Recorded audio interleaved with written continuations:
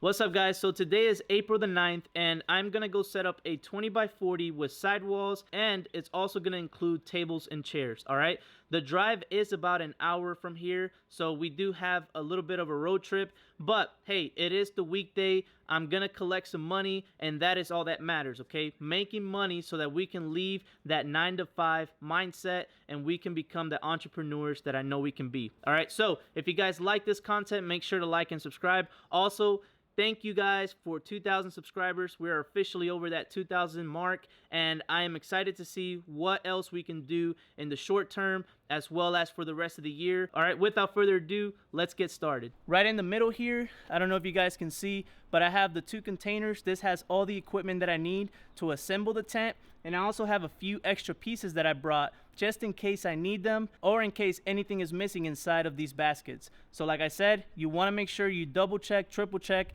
confirm that you have absolutely everything, and then add some more stuff. That way you have extra equipment in case you are still missing it. Okay, so you want to make sure you do that, guys. I have gone a long distance and forgot one single thing and had to turn all the way back around. So make sure you guys are smart when you're loading up. Doing my truck setup video, I also let you guys see my truck extension here. This piece that you see on the back of my pickup truck. If you have a pickup truck, you want to get this because you can maximize how much space you use up in the back of the truck. If I did not have this extension, I wouldn't be able to put this dolly the way it is. I wouldn't be able to extend these poles all the way out. Instead, I will have to close the tailgate, and then everything will be sitting up here, and it will be extremely dangerous, I would think at least, and it's not going to be as efficient. So get this little back piece right here. You guys can install it yourself. It's not hard to do. You guys can order it on Amazon or whatever. All right, you guys can see the poles are sticking out right here. This helps me when I'm setting up because I can just pull them out straight right here. Especially if I'm able to pull straight up to the job site, I can just grab them and go, okay? Instead of having to hassle opening the tailgate or getting on top of the tailgate, taking everything off of the poles to be able to bring it down. All right, so make sure you guys are smart with the way you load up your truck. Everything has a purpose. So the chairs are right here. I can get these off pretty easily, and then the dolly is right here on the very back. And because I can hang it off the back of the truck, it is very easy for me to take it to every single job site just in case I have to walk a long distance. Don't believe the customers when they tell you, oh, it's easy to get to where the tent is gonna go, because that's not always true, okay? You might have to walk 100 feet, and to them that's not that far, but it is when you're carrying this stuff. All right, so if you have a dolly, make sure you take it, okay? Especially if you have the back extension, it's going to be very easy for you. So in the front of the truck here, I have my sidewalls, all right, and I also have rags. Okay, remember I told you always take rags to every single job site because you never know if the chairs are going to be dirty, if the tables are going to be dirty. You always want to have some clean rags so that you can just put some water on them and wipe the equipment down. So coming around the back here, you guys will see the steak puller. Okay, I might not need this, but I might need it, okay? So it's always good to just have it with you. If I drive a stake into the ground and the stake gets stuck in a way that I can't use it, okay, I have to be able to pull it out. So the stake puller is definitely a must. And of course, I have my hammer here, which is gonna help me drive those stakes down into the ground. Today is gonna be a very, very exhausting day because there are 8 of those suckers that I have to drive into the ground, and you guys will probably see some of it, probably not. I'm gonna cut the video in certain places because I don't want it to be extremely long, but make sure you guys grab your popcorn, just relax, watch this episode all the way through, like and subscribe. All right, I'm gonna get my daughters that are inside. I gotta drop them off at my family's house because they're gonna stay with them while I do this, and then I'll tell you at the end of the video how much we made with this event. All right, let's go. What's going on, guys? All right, so we're out here at the customer's house now. We have one 20 by 20 up. I'm about to put up the second one. Because of privacy, I can't record the entire setup, but I'm gonna show you guys exactly what I'm doing. So pretty much we got this 20 by 20 set up here at the front yard. We were gonna do it in the back, but because there are 42-inch stakes, I don't wanna risk hitting any of the pipes down below for the septic tank, okay? So we're gonna set it up here on the front yard. We're gonna connect them. It's also gonna have the gutter system in case it rains, and you guys will see that it's gonna have an entire side cover with sidewalls. So I'm gonna keep recording the process. You guys will see exactly what I'm doing. And again, if you guys have any questions, just let me know. All right, guys, so as you can see, I just put up 3 of the sidewalls. Okay, I'm about to put up the last one, and there's gonna be an opening here on the front side of the tent. All right, so quick little tip, the tarp that you guys use for the tent top, make sure you guys are using it as well for the sidewalls. That way you guys don't get your sidewalls dirty. All right, and this is what the tarp looks like. Okay, so this same tarp, make sure you guys are also using it for these sidewalls. You have to do that because sometimes the ground is not going to be dry and you do not want to just get it dirty. Okay, it is very hard to clean a sidewall once it gets dirty. All right, so another quick little tip is the sidewall, when you guys are putting these together, especially if you're connecting more than one tent, okay, you guys are gonna have to undo the corner straps here. Okay, so if you have this ratchet strapped already, you have to loosen this up. You have to open up the flaps here. That way the tent top will allow the sidewall to slide right in. Okay, and I'll show you what that looks like inside the tent so that you guys know what I'm talking about. So right here you guys will see the opening. Okay, if this right here is tensioned, it's going to be very hard to slide the sidewall into that corner. Okay, so you guys want to make sure that you loosen up these straps here so that you can actually get it across the back. All right, and that goes for the entire tent. Okay, so you got to do that all the way around, especially when you're joining the corners, and I'll show you what that looks like. Okay, all right, so when you're joining the corners, you guys can see here that it's flush. Okay, on all sides it's flush. It's one continuous corner, and it velcros, the sidewalls velcro onto each other, making this look sharp and it doesn't look uneven. Now another tip is to cross the ratchet straps. All right, so one tent to this side and then this ratchet strap to the other side, so it's pretty much making a cross. And you want to do that because that's going to make the tents come together as close as possible once you tension the ratchet strap. All right, so that's why I do that. That's a quick little pro tip so that you guys can take that along with you. All right.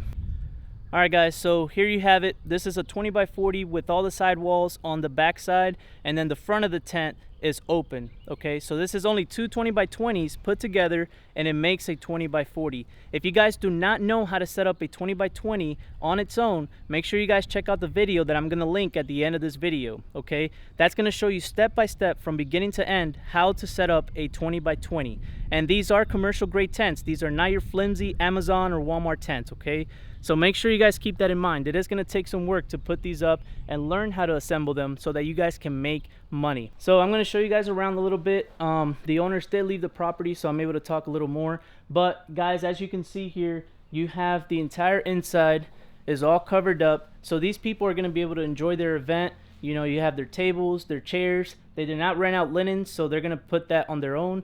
But you guys can see this is a nice setup.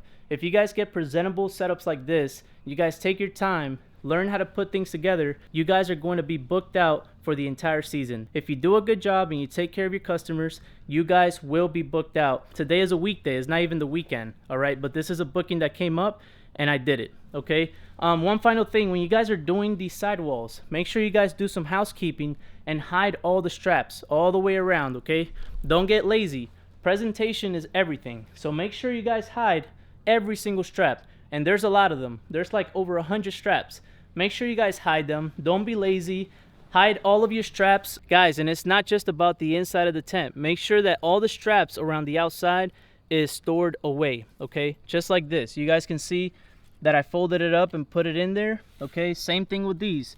These are the smaller ones. Attention to detail, guys. Attention to detail. That is what this industry is all about. If you guys can put together a presentation that looks like this, that looks clean, you guys will be booked out, I promise. All right, you guys can see everything's nice and covered on this side.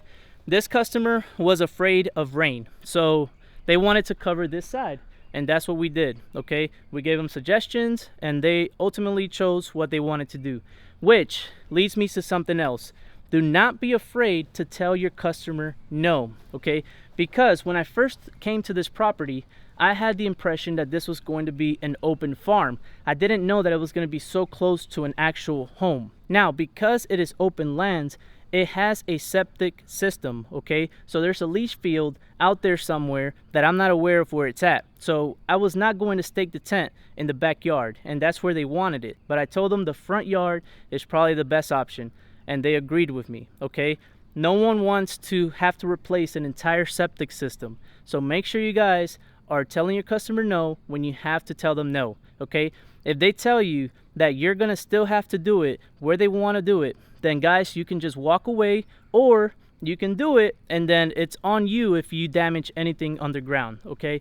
But make sure you guys understand that you can say no. You are the professional. You are the one that does this for a living. Make sure you guys are firm when you need to be firm. All right, guys, so we're back in the truck. One extra bonus tip that I want to give you guys.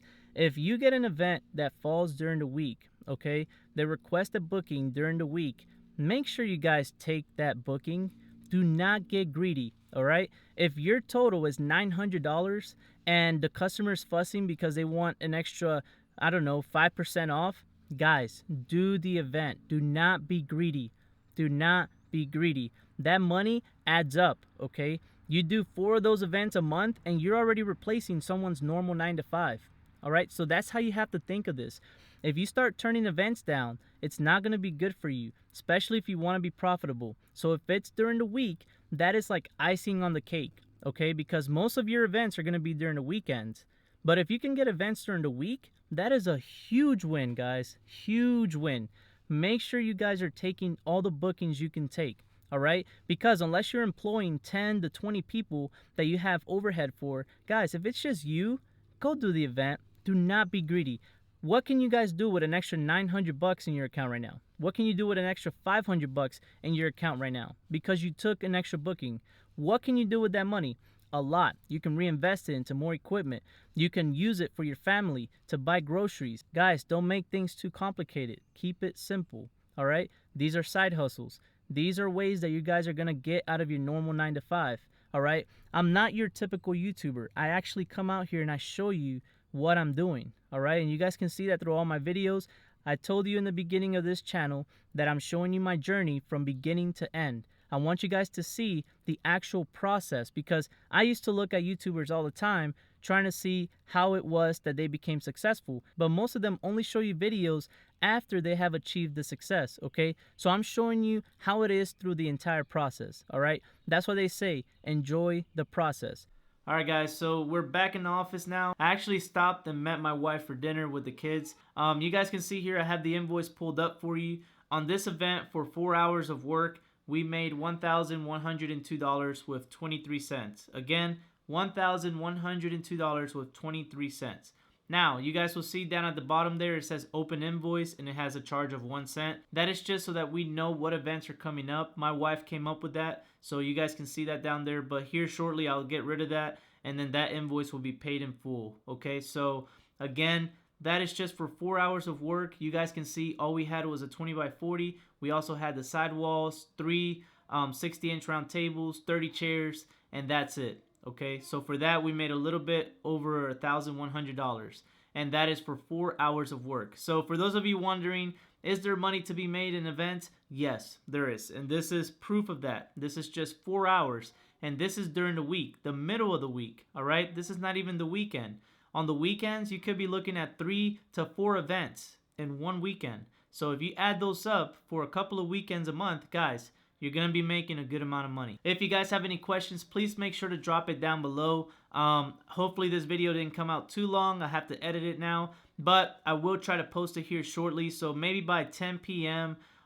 Today I'll be able to post it. If not, I'll post it first thing in the morning. So without further ado, I appreciate you guys watching, and I'll see you on the next video.